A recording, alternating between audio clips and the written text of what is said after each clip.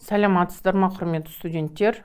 Біздің бүгінгі қарастыратын тақырыбымыз мемлекет типологиясы, мемлекеттің нысандары. Жоспар бойынша біз сіздермен екі сұрақты қарастырамыз. Бірінші сұрақ мемлекеттің типологиясы, екінші сұрақ мемлекеттің нысаны. Жоспар бойынша бірінші сұрақта типология деген не сұраққа жауап берейік. Типология дегеніміз бір қатар белгілері бар объектілердің тобы, типі туралы ілім.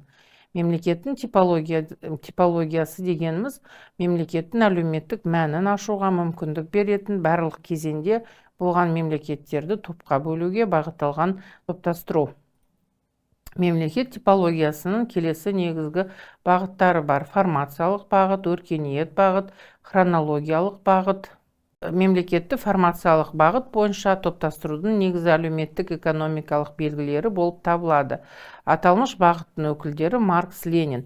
Формация бұл өндірістің белгілі бір тәсіліне негізделген қоғамның тарихи типі. Әр қоғамдық экономикалық формация өндірістік қатынастардың белгілерімен ерекшеленеді.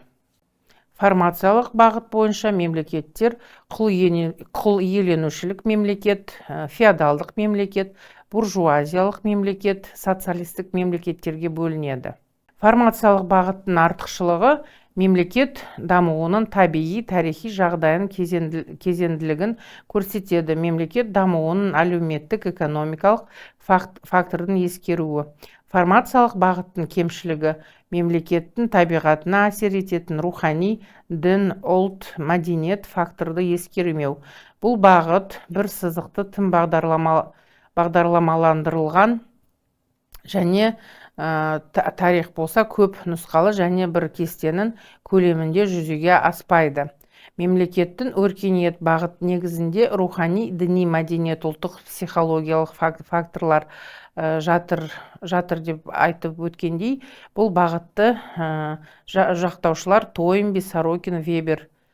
Арнольд Тойнбидің айтуынша, өркениет бұл діни, этникалық, географиялық және басқа да белгілердің жиынтығымен ерекшеленетін қоғамның тұйық, жабық және локалды күйі болып табылады.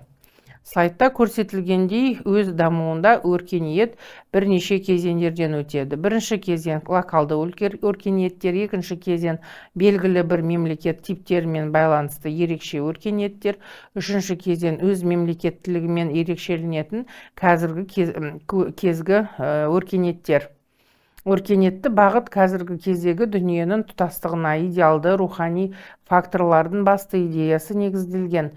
Яғни өркениет жалпы адамзат мәдениетінің белгілі бір даму деңгейін сипаттау үшін қолданылады. Өркениеттік бағыттың артықшылығы қандай да бір нақты жағдайда рухани факторлар маңызды деп саналады. Рухани белгілердің кеңеюі мемлекет типологиясына негіз болды. Өркениеттік бағыттың кемшілігі елдің саясатын айқындайтын әлеуметтік экономикалық факторларды бағаламау. Өркениеттің белгілері ретінде көп елдің идеалды рухани функцияларды атай отыра мемлекетке емес қоғамға типология берген.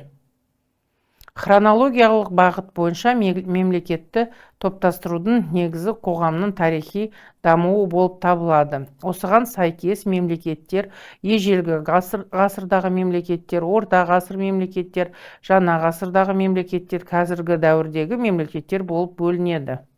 Енді екінші сұраққа көшетін болсақ, мемлекеттің нысаны деп оның мәні мен мазмұнын тікелей көрсеткіші болып табылады. Мемлекеттің мәні мен мазмұны қандай, оның нысанында сондай болады. Мемлекетті мазмұны тұрғысынан қарастыру, оның қалай және қандай бағытта қызмет етуін анықтауға болады. Мемлекетті нысан тұрғысынан зерттеу, оның құрылымын, негізгі құрамдас бөліктерін, мемлекеттік билікті жүзеге асырудың негізгі әдістерін анықтауға мүмкіндік береді. Егер аумақ тұрғындар мемлекеттің мазмұндық сипаттамасын білдірсе, онда мемлекеттің нысаны оның құрылымдық бөліктерін құру әдісін білдіреді. Мемлекеттің мәні мен мазмұны сияқты оның нысаны әртүрлі әлеуметтік, экономикалық, саяси, тарихи, идеологиялық факторлардың әсерінен өзгеріп отырады. Қазіргі кезде мемлекеттің нысанын үшке бөлуге болады.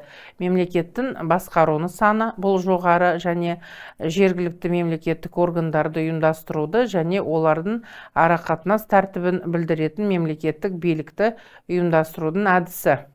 Мемлекеттік басқару нысаны билікті бір адам немесе сайланбалы арқылы субъектілердің жүзеге асыруына байланысты екіге бөлінеді: монархия, республика.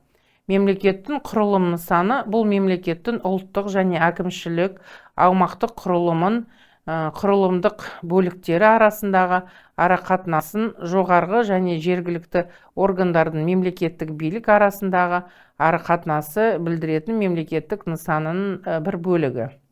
Мемлекеттің құрылым нысаны келесі түрлерге бөлінеді: унитарлық, біртұтас, федерация, конфедерация.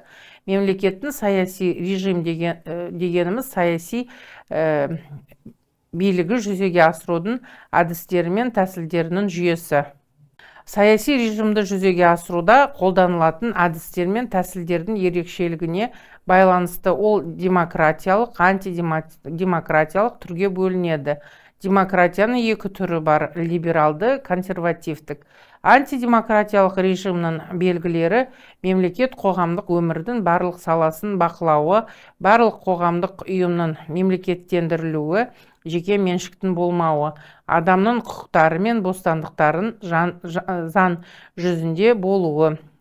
Бір саяси партияның үстемдігі, саяси әр алуандылықты жоқ болуы, бір ресми идеологияның болуы, сыртқы саясаттағы агрессиялық сипаттағы әрекеттер, жаны тағы басқалар. Сонымен мемлекет нысаны бұл мемлекеттің басқару нысанын, құрылым нысанын және саяси режимдерді қамтитын саяси билікті ұйымдастырудың тәсілі. Осы тақырыпты толық меңгеру үшін слайдтың соңында ұсынылған әдебиеттер тізімі берілген. Назарларыңызға рахмет.